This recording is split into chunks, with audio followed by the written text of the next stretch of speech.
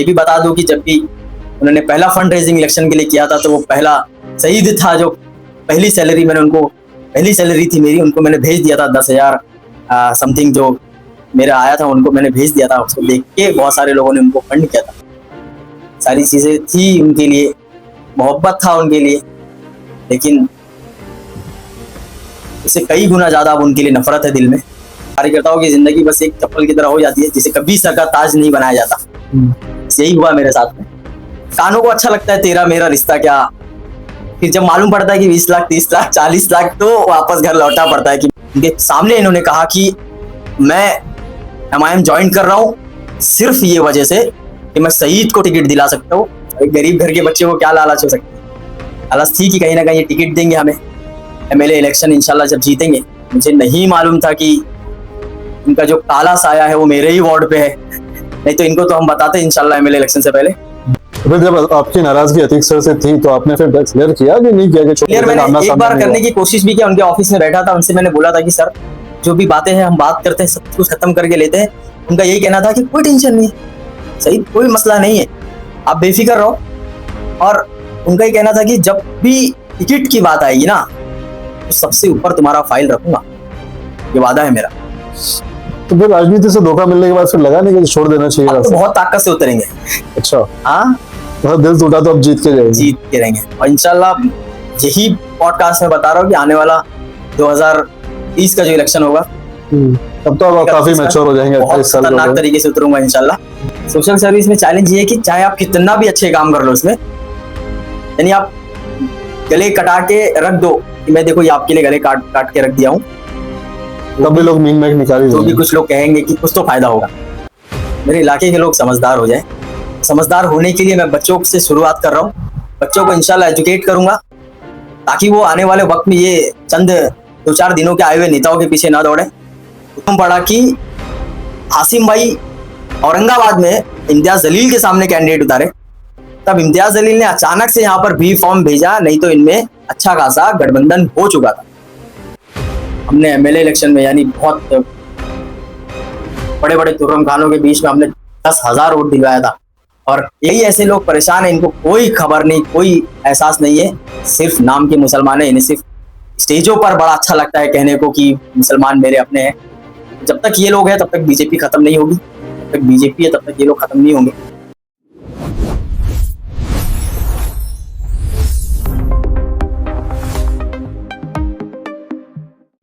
अस्सलाम वालेकुम दोस्तों, आज हमारे साथ है बात करने के लिए मिस्टर सईद खान, जानी मानी शख्सियत गोवंडी इलाके से।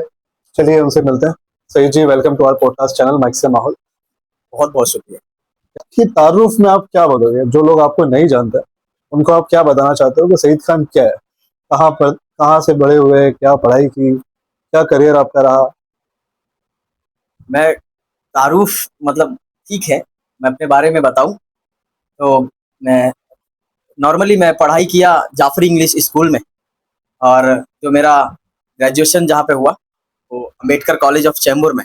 पढ़ाई लिखाई के बाद फिर ये खेल कूद के साथ राजनीति के साथ सोशल वर्क, मतलब फुटबॉल की तरह करियर बदलते जा रहे हो, क्या मतलब? मेरा मकसद तो मैं क्रिकेटर बनना चाहता था, लेकिन कंपटीशन बहुत है और सीरियसली उसी की वजह से मुझे स्कूल में मौका मिला फुटबॉल खेलने का, तो मैं एक अच्छे लेवल पे भी खेला फुटबॉल। मगर फुटबॉल में भी ऐसे कुछ कुछ बाधाएं हैं जिंदगी में, तो मैंने स्पोर्ट्स को कंटिन्यू किया, लेकिन स्पोर्ट्स को चेंज किया। तो ऑस्ट्रेलियन फुटबॉल में खेलने लगा, जिसमें आज स्टेट नेशनल्स में खेल रहा हूँ। क्या डिफरेंस होता है Australian football? Australian football it's be like rugby जैसा होता है, और ऑस्ट्रेलियन फुटबॉल में लगभग 8 से 10 गेम मिलाकर वो ऑस्ट्रेलियन फुटबॉल बनाए गए, जो कि इंडिया में लगभग 16 साल से चल रहा है। इसमें लगभग 16-17 स्टेट खेल रही है, इसमें से महाराष्ट्र भी है और मैं महाराष्ट्र टीम में हूँ। अभी आप करंटली कंटिन्यू है स्पोर्ट्स में? जी कंटिन्यू हूँ। और बच्चों को आपकी स्पोर्ट्स की जर्नी में फिर से भटक गया, आपने स्कूल से शुरू की थी कि कॉलेज के बाद से? स्पोर्ट्स की जर्नी फुटबॉल मैंने स्कूल से शुरू किया था। ऑस्ट्रेलियन फुटबॉल में ग्राउंड से मेरा स्टार्ट हुआ, फुटबॉल ही खेलने गया था ग्राउंड पे। तो कुछ NGOs के लोग थे जो कुछ उनका प्लानिंग वगैरह था लोगों को लेकर, वो जो अपना गेम प्रेजेंट करते कि हमारा एक गेम है, तो हम वो उस टाइम 2012-13 समथिंग था उस वक्त। उस गेम को हम देखे थे, समझे थे, उस वक्त से मैंने कंटिन्यू किया था उस गेम को। जनरली स्कूल में तो 50-60 बच्चे एक क्लास में होते हैं, जी। तो आप ही को क्यों सिलेक्ट किया गया है भाई फुटबॉल के लिए? अलग जुनून था, अच्छा। जैसा आज है अच्छा, वैसे ही। तो ऐसा क्या यादगार मोमेंट था आपका कि भाई स्कूल वालों को लगा कि ये बेस्ट प्लेयर हो सकता है? मैंने स्कूल लेवल पे ही फर्स्ट टाइम जब खेलने गया था तो बेस्ट गोल मारा था। हम्म। जो तो कहीं से सीख के गए थे कि? मैं तो प्रैक्टिस करता रहता था ग्राउंड पे, पर्सनली अकेला चला जाता था ग्राउंड पे, सुबह सुबह प्रैक्टिस करता था 1 घंटा, घर पे नाश्ता करके फिर स्कूल। कितने घंटे प्रैक्टिस होती थी? 1 घंटा उस वक्त प्रैक्टिस करता था मैं। अब अब सिर्फ हफ्ते में 2 दिन जाता हूँ प्रैक्टिस करने, क्योंकि और भी बहुत सारी चीजें मैनेज करना पड़ता है, इसलिए बहुत कम टाइम देता ठीक है, other than sports, school life, दोस्त यार बने होंगे आपके अब बहुत तक? बहुत सारे दोस्त यार बने, फिर उसके बाद स्कूल लाइफ के बाद कॉलेज लाइफ, कौन से बेस्ट फ्रेंड्स रहे हैं आपके अभी तक जुड़े हुए? स्कूल वाले कि कॉलेज वाले कि? बेस्ट फ्रेंड्स कॉलेज वाले तो मैं, क्योंकि मैं चैम्बूर में पढ़ता था, गवंडी दूर है, मतलब तो गवंडी से ज्यादा लोग नहीं थे, इवन मैं खुद अकेले ही था वहाँ पे। जो दोस्त थे वो तो अपने अपने जगह पे सारे। मेरे स्कूल लाइफ के 1-2 दोस्त है, लाइक एक अरसान है, और भी 1-2 है जो आज भी कांटेक्ट में है, जिससे मुलाकात अक्सर होती रहती है और मुझे बहुत सपोर्ट भी करते हैं। कॉलेज खत्म होने के बाद जनरली आदमी काम धंधा ढूंढता है, वो प्रेशर आया नहीं आपको घर से? नहीं नहीं, कभी नहीं आया, प्रेशर नहीं आया। वो मैं वैसे कैसे बताऊँ कि मेरे अब्बा ने कभी मतलब आप प्रेशर नहीं छह लगाया। 5-6 भाई बहन हो, आप एल्डर वन हो, तो कभी कमाई का कोई ऐसा प्रेशर आया नहीं आपको? नहीं, परेशानियां तो बचपन में थी, जब फर्स्ट टू लेके 9-10 तक थे हम लोग, तब परेशानियां थी, क्योंकि रेंट पे थे और अब्बा नए नए, मतलब अकेले कारीगर मशीन चलाते थे, टेलर थे, तो वो परेशानियां उन पर थी, तो उनके मतलब उनके वजह से सिचुएशन डगमगाया हुआ था, लेकिन धीरे धीरे उन्होंने भी ग्रो अप किया और आज कारखाना है। उन्होंने 2014 में ही कारखाना डाला था 5-6 मशीनों का। अच्छा, तब से वो थोड़ा सा स्टेबल हुए और मुझ पर तो ज्यादा प्रेशर नहीं आया। अभी आप एक वेल टू डू फैमिली से है, अल्हम्दुलिल्लाह। अभी आपकी अर्निंग अच्छी खासी है, बिल्कुल बिल्कुल। ठीक है। तो अभी आप किस मकाम पे, अभी आप क्या क्या कर रहे हैं? मतलब नेशनल लेवल पे तो खेल ही रहे हैं, महाराष्ट्र को रिप्रेजेंट कर रहे हैं फुटबॉल पे, उसके अलावा? इसके अलावा मेरी खुद की एनजीओ है, थिंक न्यू फाउंडेशन, जो आ, जिस अब तक फंड नहीं मिला है हमें।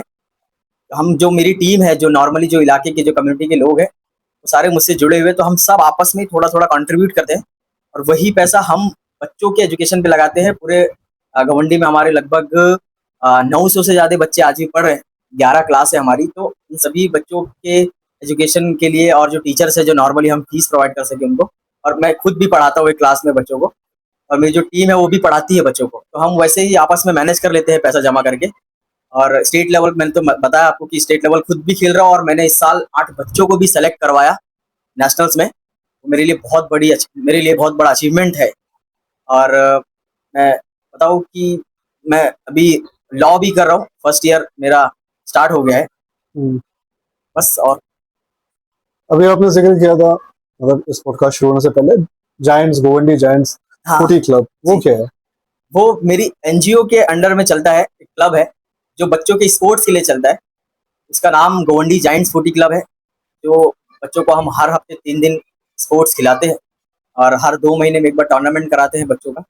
उन्हीं बच्चों में से सेलेक्ट होते हैं स्टेट के लिए, तो वो भी ये हमारे 8 बच्चे भी उन्हीं में से? उन्हीं में से। थिंक न्यू फाउंडेशन क्यों, मतलब इसका क्या उद्देश्य, क्या आइडियोलॉजी से आपने ये एनजीओ खोल लिया?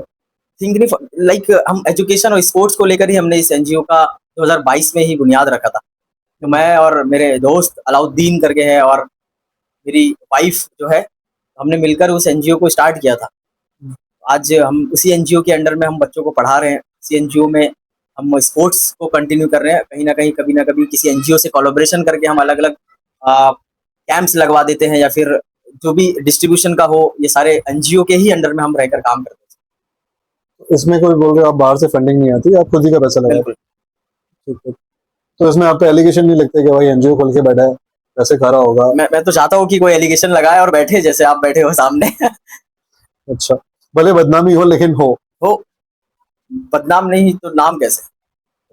तैयार हूँ बदनाम होने के लिए। इसीलिए आपने राजनीति का रास्ता चुना। बिल्कुल।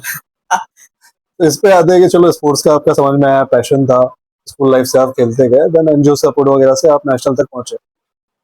देन आपने बताया कि चलो आपने एक एनजीओ स्टार्ट कर लिया, फिर राजनीति की जब आपको सोशल वर्क करना है तो फिर उसमें पावर कहाँ से आ जाता है? फिर तो आप ये सब उद्देश्य के लिए कर रहे थे, अपने पावर के हासिल करने के लिए कर रहे थे, बिल्कुल। है ना? कहीं ना कहीं मैं बताऊं कि एनजीओ का जो वर्क होता है वो एक एक टर्टल की तरह होता है, कछुआ। एक कछुआ और आप खरगोश की कहानी तो सुने होंगे, बहुत स्लो स्लो स्लो स्लो, लेकिन ये कहानी में ही बहुत अच्छा लगता है कि कछुआ जीत गया और खरगोश पीछे रह गया। लेकिन ये असली राजनीति है, राजनीति वो खरगोश है और कछुआ वो एनजीओ है। बहुत स्लो स्लो स्लो से चलता है। मैं बहुत तेजी से काम करना चाहता था, इसीलिए मैं राजनीति में उतरा। बहुत सारे ऐसे मेरी जिंदगी में भी कम्युनिटी में ऐसे हादसे गुजरे जो मुझे राजनीति में आने पे मजबूर किया, नहीं तो मेरी कोई ख्वाहिश नहीं थी। खुद भी एक मैं, लोग बोलते हैं कि मैं बच्चों का नेता हूँ, और कहीं ना कहीं मैं एक्सेप्ट करता हूँ कि मैं सच में बच्चों का नेता हूँ। वही बच्चे जो 17, 18, 19 साल के जो बच्चे हैं, उन्हीं का नेता हूँ मैं, क्योंकि बस उन्हीं की वजह से ही राजनीति में आना पड़ा, नहीं तो मेरा कोई मकसद नहीं था। मैं खुद भी एक बच्चा हूँ जिसे सही से वोटिंग कार्ड बनाना चाहिए था, वो खुद इलेक्शन लड़ लिया। कुछ तो वजह होगी। तो इलेक्शन में लड़ने की वजह, इलेक्शन पॉलिटिक्स में आने की वजह बहुत सारे ऐसे हादसे हैं जो मेरे इलाके में गुजर रहे थे और गुजर भी रहे हैं। वही हादसों की वजह से मैं राजनीति में आया, बाकी कोई वजह नहीं है, मुझे कोई पावर वगैरह का शौक नहीं। अगर आपको तेजी से आगे बढ़नी है तो आप पहले इलेक्शन लड़ लिए होते, फिर एनजीओ, फिर सोशल पहले यानी सेवा। कब? एनजीओ खोलने से पहले मैं आज 23.5 साल का हूँ। ये अप्रैल में 24 कंप्लीट हो जाऊंगा। पहले अच्छा, यानी कब? तो शादी कब की आपने? बचपने में। मैं मेरी शादी हुई 8 महीना हुआ। अच्छा, अभी रिसेंटली हुई है। हाँ, वो मेरी अम्मी की ख्वाहिश थी, हाँ, बड़ा जिद कर रहे थे, तो उन्होंने शादी तो लव कराई। मैरिज की करेंगे मैरिज? अरेंज बोल सकते हैं, लव बोल सकते हैं, लेकिन 70% अरेंज और ये 30%। तो भाई आप बीच का रास्ता निकाल रहे हो। नहीं अगर लव अफेयर रखा है तो फिर कबूल भी करो। नहीं नहीं, लव लव मैं कैसे बताऊं अभी, क्योंकि जिद मेरी अम्मी की थी, पसंद आपकी थी, पसंद थी मेरी। नहीं बोलोगे तो वापस घर ही जाना है। इसीलिए तो मैं पसंद बोल रहा हूँ, नहीं तो। सही। तो फिर राजनीति में कैसा सफर रहा? मतलब अभी राजनीति में कितना समय हुआ आपको? साल 2 राजनीति साल? में राजनीति में समय आ, मुझे लगभग यही एमएलए इलेक्शन में हुआ, तो लगभग 2 साल से? एक डेढ़, वही 1.5 साल डेढ़ समथिंग। 2 साल से? हाँ। 1.5 साल में कितनी पार्टीज, क्या उतार चढ़ाव, क्या एक सच जो लोगों को पता नहीं है राजनीति के बारे में, तो राजनीति जाके ही पता चलता है। राजनीति में मैं फिर से बता रहा हूँ कि मैंने बोल चुका है कि एक कार्यकर्ता की जिंदगी एक चप्पल की तरह होगी, और होती भी है। यही राजनीति की सच्चाई है। जब तक तुम साफ सुथरे हो, नए नवेले हो, तब तक तुम्हारी बहुत वैल्यू रहेगी पैरों में। तुम्हें ढूंढा जाएगा दरवाजे के बाहर, कहाँ है। जैसे ही तुम पुराने शुरू हो गए, टूटना कहीं से शुरू हो गए, फिर आप बेहतर जानते हो कि आपका क्या होगा। आप किसी कूड़े कचरे दान मैं में। राजनीति में नहीं हूँ, नहीं मुझे को लाइक नहीं पता। मैं कार्यकर्ताओं आपका को क्या बता रहा नीति है वो हूँ। बताओ। मैं वही सेम बता रहा हूँ। मैं जरा भी मैं दीपा पोती या लाली पाउडर लगा के नहीं बोलूंगा। और कार्यकर्ताओं की जिंदगी बस एक चप्पल की तरह हो जाती है, जिसे कभी सर का ताज नहीं बनाया जाता। बस यही हुआ मेरे साथ में, और एक्सपीरियंस भी बहुत अच्छा हुआ मुझे। तो मतलब ऐसा क्या हो गया कि आपको इतना ज्यादा हर्ट हो गया? मैं जिस जिस पूरी मकसद से कहानी देखो, मुझे कुछ नहीं पता। ठीक है, तो क्या क्या है पूरी कहानी? मतलब आदमी ने ज्वाइन किया, किसको ज्वाइन किया था आपने, क्या हुआ? एमआईएम मैंने ज्वाइन किया था एमएलए इलेक्शन से पहले, और मेरे अब्बा बहुत पहले ज्वाइन किए थे। 2017 समथिंग में मेरे अब्बा ने ज्वाइन किया था, और मेरे अब्बा बड़े लाइक करते हैं एमआईएम में, क्योंकि वो भी बड़े जज्बाती आदमी हैं, और अक्सर जज्बाती वाले ही इस पार्टी में जुड़े हुए। तो बाकी सेंसेबल लोग नहीं जुड़े हुए? ना, नहीं जुड़े हुए। और अगर कोई जुड़ भी जाएगा तो कुछ दिन में आंख खुलेगी फटाक से उसकी, और वापस वो अपने घर लौट जाएगा। ये ऐसा क्या होता है उस पार्टी में, हम्म, क्या आप खोल देते हो? वो कानों को अच्छा लगता है, तेरा मेरा रिश्ता क्या। फिर जब मालूम पड़ता है कि 20 लाख 30 लाख 40 लाख, तो वापस घर लौटना पड़ता है कि भाई मैं उस लायक नहीं हूँ, कैपेबल नहीं हूँ। ऐसा है। ये हमने आज जो गोवंडी के सबसे बड़े जाने माने चेहरे जिसे माने जाते हैं, अतीक खान साहब की मैं बात कर रहा हूँ। उन्हें अतीक सर से उठाकर हमने अतीक साहब तक जो पहुंचाया, मैं दावे के साथ कह सकता हूँ कि सबसे बड़े जिन जो हाथ है, उनमें से एक हाथ मेरा भी था। शायद वो क्या सोच के भूल गए, सारी चीजें नहीं मालूम, लेकिन अवाम गवाह है, इलाका गवाह है, वो हालात गवाह है, वक्त गवाह रहेगा इंशाल्लाह इस बात का। मैं, मेरी ऑफिस, मेरे लोग, मेरी गाड़ी, मेरे खर्चे, मेरा वक्त, सारी चीजें मेरी उनके लिए थी। इवन उन्हें MIM ज्वाइन कराने भी मतलब मैं खुद गया था और उनके साथ में मैंने अ, पद लिया था। वो तालुका अध्यक्ष बने थे और मुझे तालुका वर्किंग प्रेसिडेंट बनाए थे, यानी जस्ट उनके बाजू में रहने वाला। ऐसा शख्स आज कुछ भी नहीं है उनके लिए। ये एक बहुत बड़ा एग्जाम्पल है गवंडी के लोगों के लिए कि कोई भी कभी भी किसी वक्त भी राजनीति के दायरे में आ सकता है। मैं बताऊं कि मैं बता भी चुका हूँ ये बात को कि मेरी ऑफिस में बैठ के उन्होंने बहुत बड़े बड़े वादे किए थे और गवाह खुद मेरी ऑफिस मस्जिद के नीचे, और मस्जिद के सदर साहब इमाम साहब भी बैठे थे, मेरे अब्बा और भी कुछ इलाके के जिम्मेदार बैठे थे वहां पर। उनके सामने इन्होंने कहा कि मैं MIM ज्वाइन कर रहा हूँ सिर्फ ये वजह से कि मैं सईद को टिकट दिला सकूं, क्योंकि इसकी मेहनत मैं बहुत करीब से जानता हूँ, मैं बहुत सालों से देख रहा हूँ। मेरे पास कोई ऑप्शन नहीं था सपोर्ट करने, क्योंकि मेरी ऑफिस मस्जिद के नीचे। उन्होंने जो इंटेंशन से बोला था कि मैं मैं बैठकर ये बात बोल रहा हूँ, ये वादा कर रहा हूँ, मुझे तो आंख बंद करके इनके पीछे दौड़ना था, क्योंकि तेरा मेरा रिश्ता क्या, ला इलाहा इल्लल्लाह वाला मैं भी था। तो इसीलिए मैंने पागलों की तरह उनके लिए मेहनत किया और हर चीज़ों से, जो चाहे वो फाइनेंस हो, चाहे वो ऑफिस हो, चाहे वो मैंने बता चुका सारी चीज़ों से। कहीं ना कहीं लालच थी दिल में। एक गरीब घर के बच्चे को क्या लालच हो सकती है? लालच थी कि कहीं ना कहीं ये टिकट देंगे हमें, MLA इलेक्शन इंशाल्लाह जब जीतेंगे। मुझे नहीं मालूम था कि इनका जो काला साया है वो मेरे ही वार्ड पे है, नहीं तो इनको तो हम बताते इंशाल्लाह MLA इलेक्शन से पहले, और आने वाला MLA इलेक्शन भी इनको तो बताएंगे। आप दावा कर रहे हैं कि आप किंग मेकर हो और आपने किसी को एक किंग बनाया, सर से साहब बनाया, वो चीज आप अपने लिए क्यों नहीं कर पाए? मैं मेरा जो जो मेरा जो मैंने बताया, मैं बोल रहा हूँ कि जो मेरा मानना है कि जितना बड़ा चादर उतना ही, जितना बड़ा पैर उतना ही बड़ा चादर खरीदो, या जितना बड़ा चादर है तो उतना ही पैर फैलाओ। मेरा जो हिसाब था, मैं 134 में ही मेरा बहुत अच्छा हमारा था कि हमने सोचा कि मैं छोटा ही प्लान करूं, लेकिन अपना प्लान करूं। छोटा राजा मगर अपना होना चाहिए, बड़ा गुलाम से बेहतर है छोटा राजा। तो हमने 134 ही प्लान किया था। फिर सोचा कि फिर ऐसा हुआ कि उन्होंने उनके बीच में ऐसे क्या डिस्प्यूट्स हो गए? मतलब कुछ disputes कहा कुछ नहीं सुना बना। हुआ कि बस खाली ऐसे ही कट डाउन कर दिया था? मुझे मैं बता सकता हूँ, मुझे अचानक से ग्रुप से निकाला गया विदाउट एनी रीजन। रीजन ये है कि मैं डाल देता हूँ कि कैंडिडेट वार्ड 134, इस वजह से मुझे ग्रुप से निकाला गया। बिना मतलब आपने खुद ही क्लेम कर दिया कि मैं अब आ रहा हूँ? बिल्कुल, मैं तो फर्स्ट डे से ही क्लेम कर रहा था कि भाई मैं लड़ूंगा। हाँ, लेकिन जब तक आपको टिकट नहीं मिली, कंफर्मेशन नहीं मिली, बिना उस कंफर्मेशन के आपने डाल दिया। बिल्कुल, ये कहीं ना कहीं ये मेरी गलती समझो या मेरी ना समझी समझो, लेकिन मेरा लड़ना तो 2019 से ही मैं बोल के रखा था कि मैं इलेक्शन लड़ूंगा, और इंडिपेंडेंटली हमने काम किया था पूरा। तो यही सारी वजह थी। आखिरी आखिरी तक का भी मुझे बहुत सारे चीज़ों से इग्नोर किया जा रहा था, बहुत सारे प्रोग्राम से हटाया जा रहा था। अचानक से बैनर से फोटो गायब, स्टेज पे बुलाना बंद। मुझे पद देने के बाद मुझे स्टेज पर बुलाकर वो सर्टिफिकेट जब देना, ये सारी चीजें हो रही थी तब आपने क्वेश्चन रेज नहीं किया?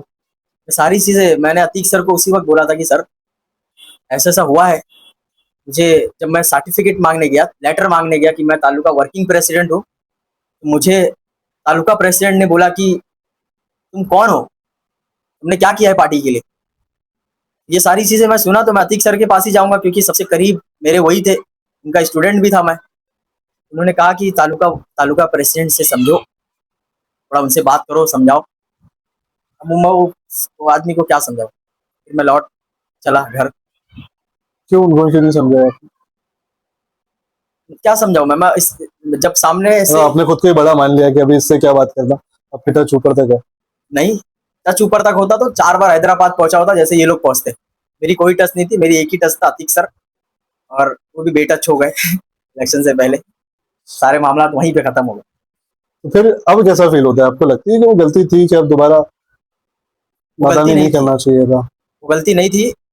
अल्हम्दुलिल्लाह मुझे 600 लोगों ने वोट दिया, hmm, without any party, without any नारा, हम्म, विदाउट एनी पैसा। 1 रुपया मैंने दिया। मैं आपको बताऊं, 32,700 रुपया मेरा खर्चा हुआ है, हम्म, वो भी फंड रेजिंग से आया अच्छा। मेरा पैसा भी नहीं गया अल्हम्दुलिल्लाह।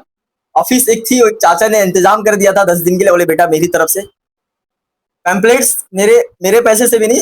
एक कैंडिडेट था, नाम नहीं बताऊंगा मैं, नहीं तो पता चला ये सारे उनके पीछे जिद्दोजहद करने लगेंगे। उनसे मैंने पूछा कि ये पैम्पलेट के कितने रुपए लगते हैं, मुझे 5,000 छपवाना है। तो उन्होंने कहा यार क्या छोटी बात कर रहे हो, अब तक के 20-30 हजार मैंने बांट चुका है, 5,000 मेरी तरफ से। बोला साहब सही बोल रहे हो ना यकीन नहीं हुआ। तो मैं जैसे उन्होंने बोला 5,000 मेरी तरफ से, मैं पहुंच गया पैम्पलेट की दुकान पे उसी टाइम, आधे घंटे के अंदर उनको फोन किया। मैंने वो तो फ्री में मिल रहा है, जितना चाहिए ले लो। मुझे तो अपना इंतजाम काम करना तो था, हो मेरे गया। पास पैसे नहीं थे। अल्लाह का शुक्र है 5,000 पैम्पलेट उनकी तरफ से हुआ, तो वो पैम्पलेट हमने चलाया। फिर जब आपकी नाराजगी अतीक सर से थी तो आपने फिर क्लियर किया कि नहीं किया कि छोड़ क्लियर देते, मैंने आमना एक सामना बार नहीं हुआ? करने की कोशिश भी किया, उनके ऑफिस में बैठा था, उनसे मैंने बोला था कि सर जो भी बातें हैं हम बात करते हैं, सब कुछ खत्म करके लेते हैं। उनका यही कहना था कि कोई टेंशन नहीं, सही कोई मसला नहीं है, आप बेफिक्र रहो। और उनका ही कहना था कि जब भी टिकट की बात आएगी ना तो सबसे ऊपर तुम्हारा फाइल रखूंगा, ये वादा है मेरा। ये शब्द आज भी कानों में गूंजता है मेरे, सबसे ऊपर तुम्हारी फाइल रखूंगा और मैं खुद पर्सनली बलाला साहब को बोलूंगा ये मेरा स्टूडेंट है और सबसे ज्यादा डिजर्व ये करता है टिकट को लेकर, तुम्हारा नाम सबसे ऊपर लूंगा। ऐसा उन्होंने मुझे बोला था, एविडेंस है मेरे पास, सारी चीजें इस बात को लेकर। और अब उस बात का क्या मतलब जब नहीं, कोई मतलब नहीं है, इसीलिए मैंने सारी चीजें दबा दिया, खत्म कर दिया। लेकिन कभी जरूरत पड़ेगी इंशाल्लाह तो तैयार रहेंगे, कोई मसला नहीं। और तो वहाँ फिर आप उनसे ऊपर क्यों नहीं गए जब इतने पैशनेट थे तो?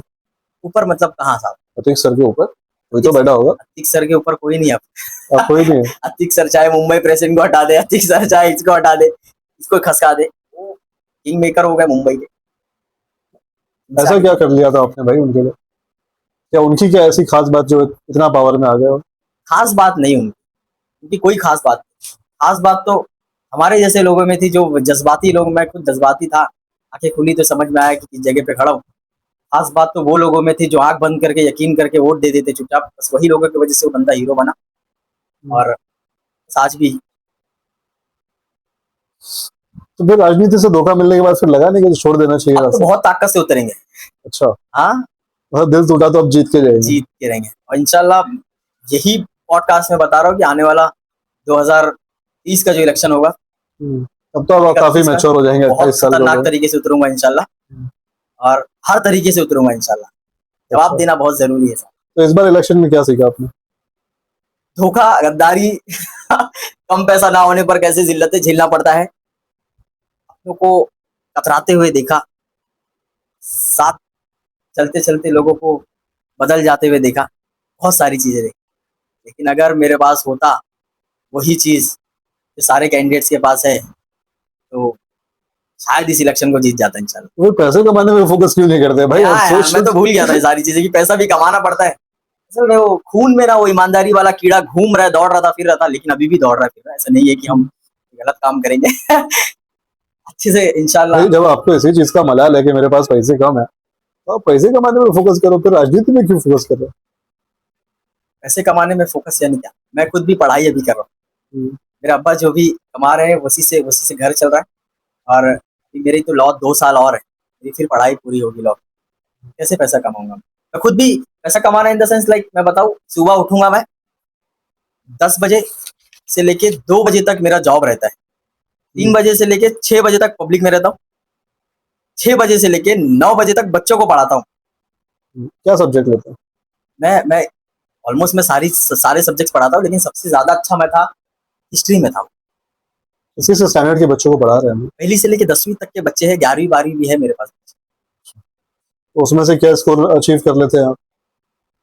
मेरे बच्चों का तो लगभग 68-71% तक आया है। स्पोर्ट्स को लेके यूथ में इतना क्रेज है, क्या लगता है स्पोर्ट लाइफ कैसी होती है? मतलब जनरली हर आदमी पढ़ाई लिखाई से अगर ध्यान नहीं लगता है तो सोचता है कि स्पोर्ट्स में ही करियर बनाया जाए। तो स्पोर्ट्स में कितना पैसा कमा सकता है और कितना स्ट्रगल झेलना पड़ सकता है?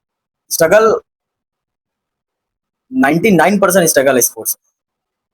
बताओ कि कोई स्पोर्ट्स आसान नहीं है, चाहे वो क्रिकेट हो या फुटबॉल हो या ऑस्ट्रेलियन फुटबॉल हो, बहुत रिस्क भी रहता है खेलों में। और अगर आप सक्सेस मोमेंट पे हो और सक्सेस हो भी जा रहे हो तो आप गेनिंग चालू कर सकते हो, बहुत पैसा आपको मिलेगा फिर स्पोर्ट्स में। स्ट्रगल बहुत है साहब। मतलब रेशियो देखा जाए तो अभी जैसे हर आदमी मुंबई में हीरो बनने का सपना लेके आता है कि हम भी एक शाहरुख खान बन सकते हैं। अच्छा, ठीक है, सारे लोग मॉडलिंग से इंटरेस्ट रखते हैं, कभी ना कभी ट्राई करते हैं, लोग आसपास के लोग बोलते रहते हैं कि भाई आपकी स्किल अच्छी है, आप जाओ ट्राई करो। तो करोड़ों लोगों में कोई एक आध सक्सेस होता है, एक आध स्टोरी मिलती है, कोई नवाजुद्दीन सिद्दीकी की, कोई शाहरुख खान की। बिल्कुल।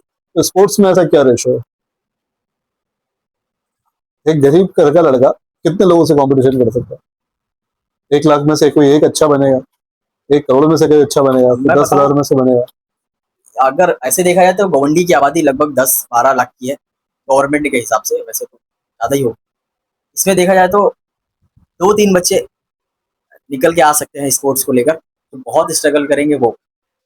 और सारे सारे लाइन में पॉलिटिक्स है। आप मानो ये बात को, हर जगह पे आपको पॉलिटिकल इंटरफेरेंस तो फेस करना ही पड़ेगा, चाहे वो स्पोर्ट्स हो या कोई भी लाइन हो, ये फेस करना ही पड़ता है। सोशल सर्विस में सबसे बड़ा चैलेंज क्या आता है?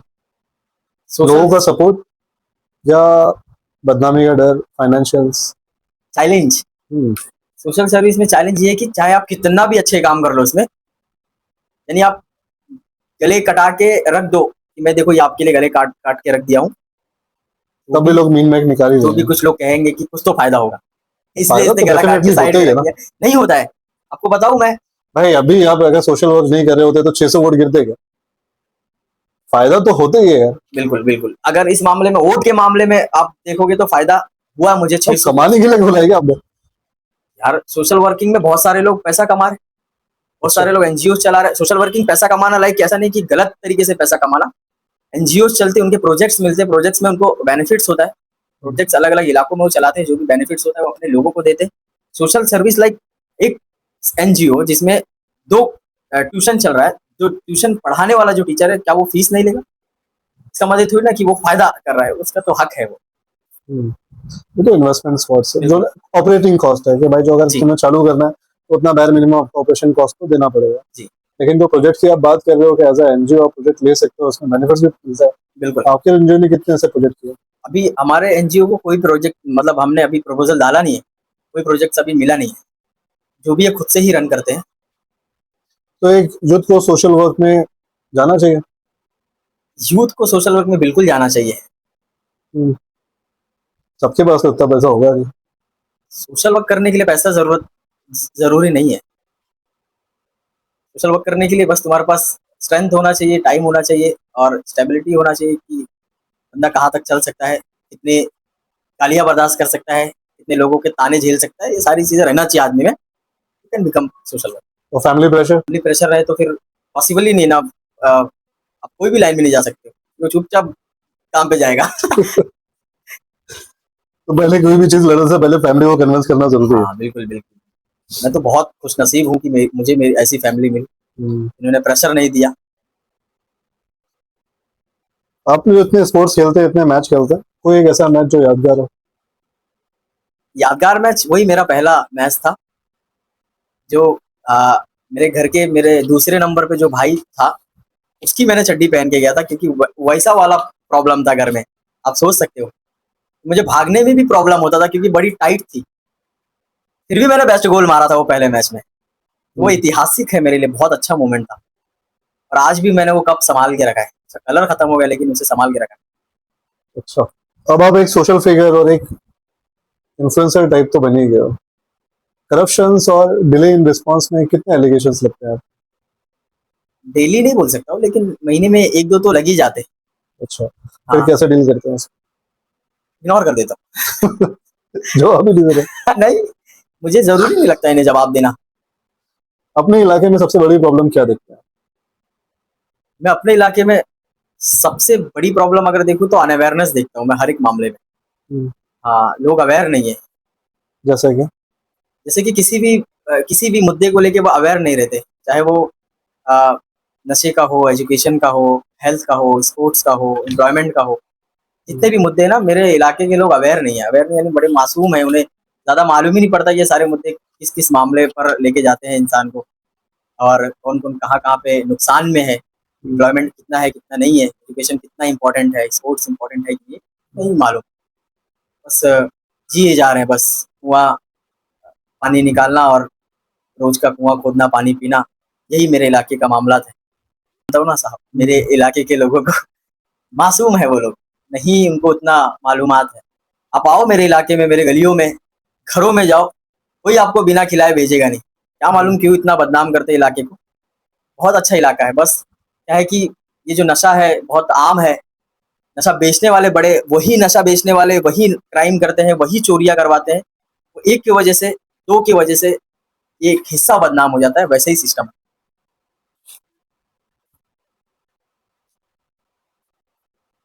तो इसमें किसका क्या रोल होता है?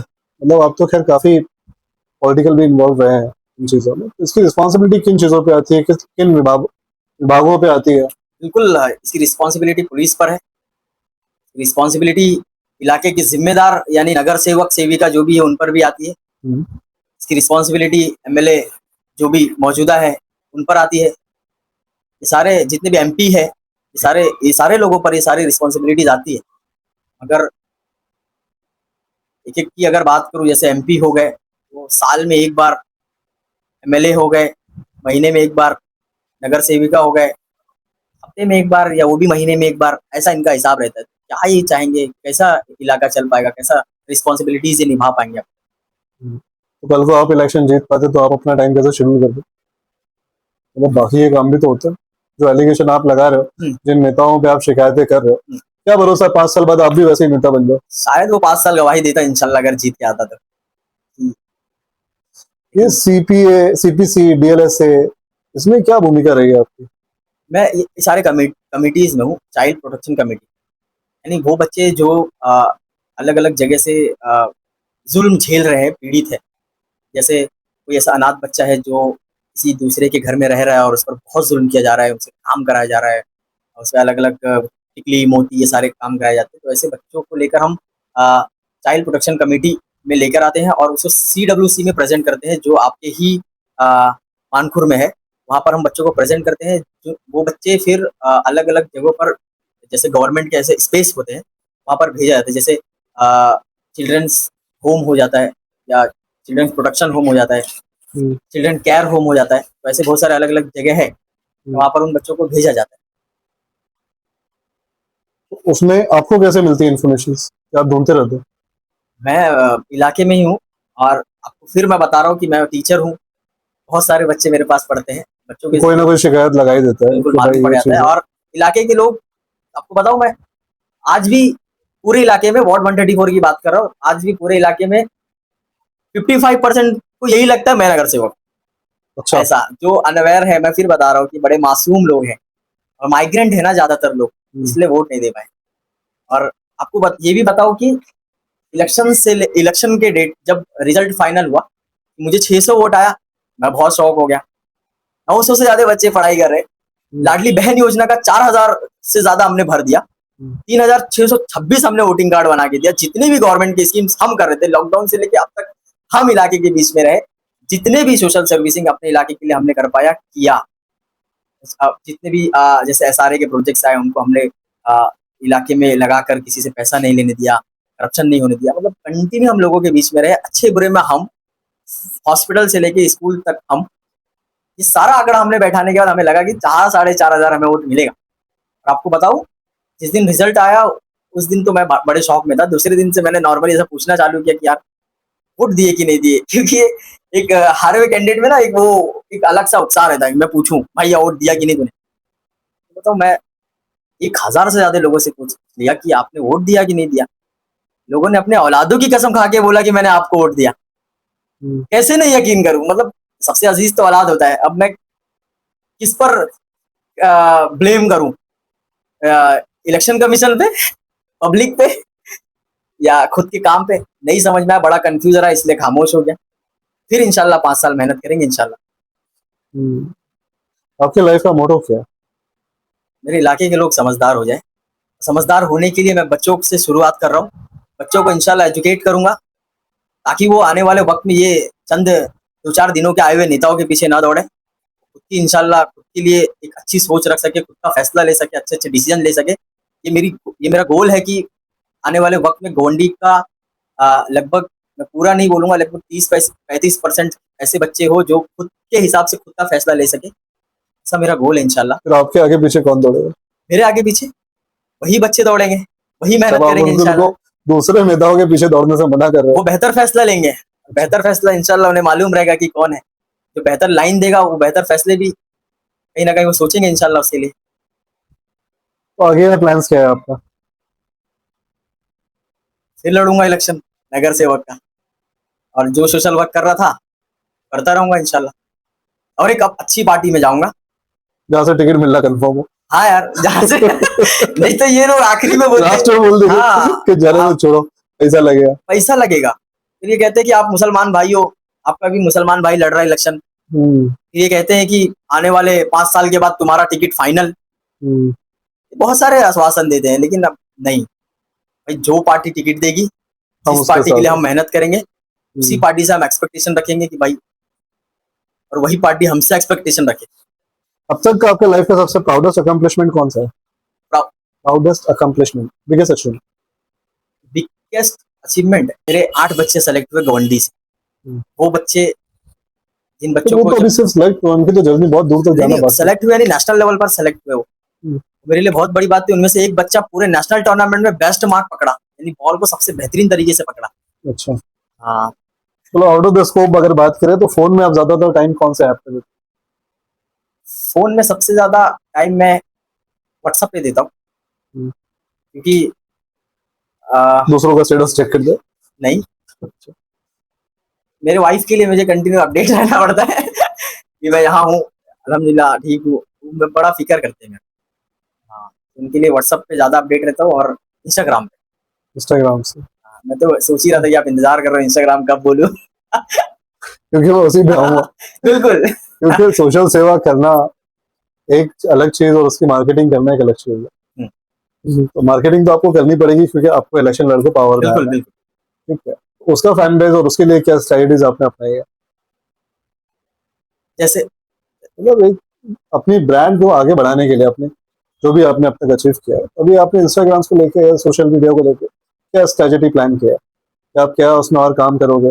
ज्यादा पोस्टिंग ही ज्यादा करोगे या दूसरी चीजों पर ज्यादा ध्यान दोगे? मैं, मेरा जो काम है इलाके को लेकर, मेरे जो अचीवमेंट्स है उसको मैं कंटिन्यू लोगों के बीच में रखूंगा। भाई मैं उस वक्त भी कर रहा था, आज से 7 साल पहले, और आने वाले 5 साल भी कर रहा हूँ। अभी कितना फैन बेस पहुंचा है आपको? समथिंग 14,000 फॉलोअर्स तो हो गए हैं। 14,000 फॉलोअर्स हो गए। और नॉर्मली अब मेरे पोस्ट अगर मैं, वोटिंग को भी यार इलेक्शन को इंस्टाग्राम पे शिफ्ट कर देना चाहिए, तो कम से कम रियलिटी हाँ यार, टिक जाएगा। 600 वोट की जगह 14,000 वोट तो आ ही जाएगा। बिल्कुल। 14,000 भी नहीं तो 4,000 तो वोट मिल ही जाएंगे शायद से उसके हिसाब कि राजनीति कोई ऐसी बहुत बड़ी चीज नहीं है, इसमें हार जीत चलती रहती है और ऐसी बुराई लेके चलते रहना से। क्या और लगता मन है कि मुटाव लेके चलते रहना, कभी मतलब हो सकता है कल को कोई ऐसी सिचुएशन है कि आपको साथ में जाना पड़े, फिर आप अपने फैंस को क्या जवाब दोगे? आपको मालूम, असदुद्दीन ओवैसी साहब के अब्बा ने कहा था कि राजनीति मेरे आंगन की लौंडी है। हम्म, हमारे आंगन की लौंडी नहीं है, बहुत सीरियस होके काम करते हैं हमने जिस मकसद से, यानी जिस लाइन पे अगर रहे, हम उसको बहुत ताकत से और तमीज से रहते हैं उसमें। इलेक्शन सिर्फ एक छोटा सा मामला नहीं है कि मैं लड़ा और खत्म कर दिया, फिर आएगा तो फिर लड़ूंगा। एक जिद हो गई है, एक जुनून हो गया है, जब तक नहीं जीता तब तक नहीं पीछे होऊंगा इंशाल्लाह। मैं बड़ा रिस्पेक्ट भी करता हूँ इलेक्शन की, इसी से कई लोगों को इज्जत मिली, इसी से कई लोग जलील हुए, ये सारी बातें हैं। पर आपको नहीं लगता कि एक बंदे की नाराजगी से लेके आप एक पार्टी लेवल तक नाराजगी चला रहे हैं? मतलब जिस बिल्कुल। पार्टी के आइडियोलॉजी से आप खुद सहमत है, हाँ ठीक है, अब सिर्फ एक बंदे की और एक टिकट ना मिलने की नाराजगी यार, उस पार्टी से ही आपको दूर रख।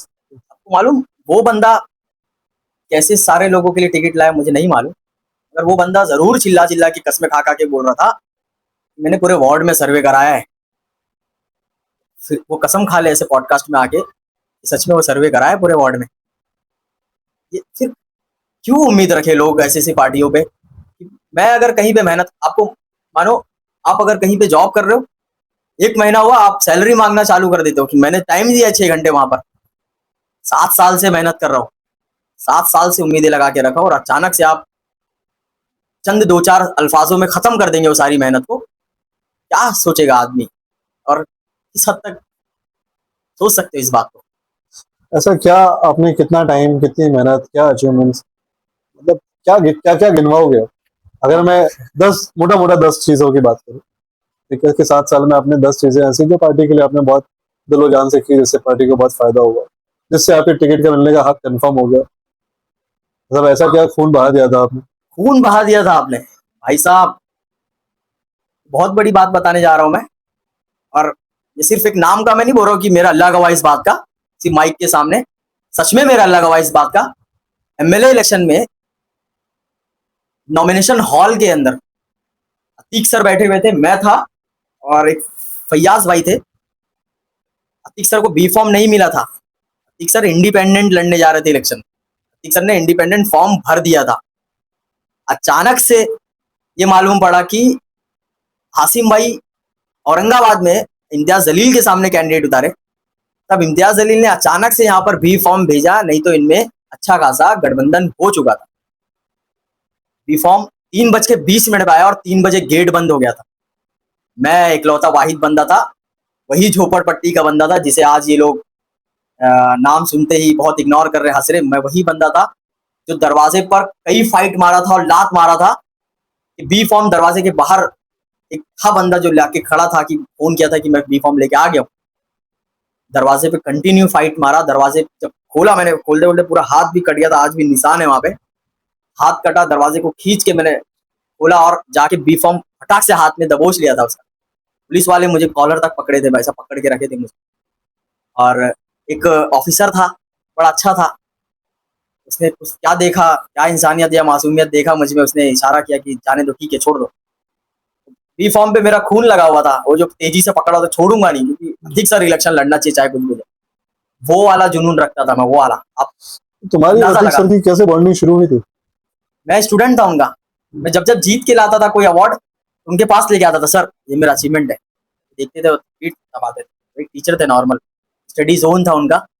और ऐसा भी नहीं, कई लोगों को उनका कहना है कि वो फ्री में पढ़ाते थे, मैं खुद भी फीस दे के पढ़ाऊँ, एक रियलिटी है। टीचर है, बहुत रिस्पेक्ट है उनके लिए और हमेशा रहेगा भी। जब उसी टाइम से हमारा बॉन्डिंग शुरू हुआ था, हम टीचर और स्टूडेंट थे। तो ये तो एक चीज थी, बाकी की 9। एक चीज मैंने बता दिया। दूसरी चीज, बहुत बारिशों में भी हम अतीक सर को अपने बाइकों पर बैठा के लेके जाया करते थे बम्बई। शायद उनको याद होगा ये पॉडकास्ट जब ये बातें सुनेंगे। भरे रहते थे पानी, हम बाइक पे लेके जाते थे मुंबई के हेड ऑफिस में, आतिक सर को प्रेजेंट करते थे, उनके लिए बोलते थे, फयाज भाई से रिक्वेस्ट करते थे उनके लिए। सारी चीज़ें उन्हें याद होगा। थर्ड थिंग, एमएलए इलेक्शन में, यार गिनवाना तो नहीं चाहिए सारी चीज़ें, लेकिन आप मजबूर कर रहे हो, ये सारी चीज़ें बताए नहीं। एमएलए इलेक्शन में मैंने बता चुका, मेरी पर्सनल ऑफिस उनके लिए एमएलए ऑफिस थी, रफीक नगर की, वार्ड 134 की एक की। अ, और हमारे लोग, मेरे जितने भी टीम के लोग थे, सारे उनके लिए भिड़े हुए थे। तो मालूम उनको नगर सेवक के इलेक्शन में, इस नगर सेवक के इलेक्शन में 8,000 समथिंग वोट मिला है। हमने एमएलए इलेक्शन में, यानी बहुत बड़े बड़े तुर्रम खानों के बीच में, हमने 10,000 वोट दिलवाया था। और एक ही नुमाइंदा, वाहिद नुमाइंदा था, शहीद वहां पर था 134 में। ये सारी चीजें उनके लिए ये, आपको बताओ, उन्होंने भी एक बार मुझे जरूरत थी तो उन्होंने भी टेबल बच्चों के लिए, मैंने बोला मेरे बच्चे पढ़ते हैं तो आपके पास टेबल रखा हुआ है, वेस्ट है, आप मुझे दे दीजिए। टेबल वाला एहसान है, बहुत जगह पे उन्होंने ये एहसान बताया बहुत सारे लोगों को, बहुत सारे लोगों ने मुझे बताया कि ऐसा ऐसा बताया। उन्हें ये भी बता दूं कि जब भी उन्होंने पहला फंड रेजिंग इलेक्शन के लिए किया था, तो वो पहला शहीद था जो पहली सैलरी मैंने उनको, पहली सैलरी थी मेरी, उनको मैंने भेज दिया था 10,000 समथिंग जो मेरा आया था, उनको मैंने भेज दिया था। उसको देख के बहुत सारे लोगों ने उनको फंड किया था। सारी चीज़ें थी उनके लिए, मोहब्बत था उनके लिए, लेकिन उससे कई गुना ज़्यादा अब उनके लिए नफरत है दिल में। और एक मुसलमान भाई दूसरे मुसलमान भाई के लिए नफरत नहीं रखता, लेकिन ये लोग सिर्फ नाम के मुसलमान हैं, इनके तकरीरों में सिर्फ मुसलमान नज़र आता है, अदरवाइज़ कोई कुछ नहीं है। आज भी मेरे इलाके में कई ऐसी माएँ हैं जो इंतज़ार करते हैं कि सुबह तो मैं भूखी थी, अब शाम में कोई खाना ला के दे दे। इन्हें ये किसी भी चीज़ का एहसास नहीं है। कई ऐसे लोग हैं जो डॉक्यूमेंटेशन को लेकर दिन दिन भर, महीने महीने भर भागते रहते, तड़पते रहते, परेशान रहते। कई ऐसे लोग परेशान हैं, इनको कोई खबर नहीं, कोई एहसास नहीं है, सिर्फ नाम के मुसलमान है। इन्हें सिर्फ स्टेजों पर बड़ा अच्छा लगता है कहने को कि मुसलमान मेरे अपने हैं। जब तक ये लोग हैं तब तक बीजेपी खत्म नहीं होगी, जब तक बीजेपी है तब तक ये लोग खत्म नहीं होंगे। इंशाल्लाह पूरी ताकत से खड़े रहेंगे इनके खिलाफ, जब तक जान में जान है तब तक रहेंगे इंशाल्लाह इनके खिलाफ।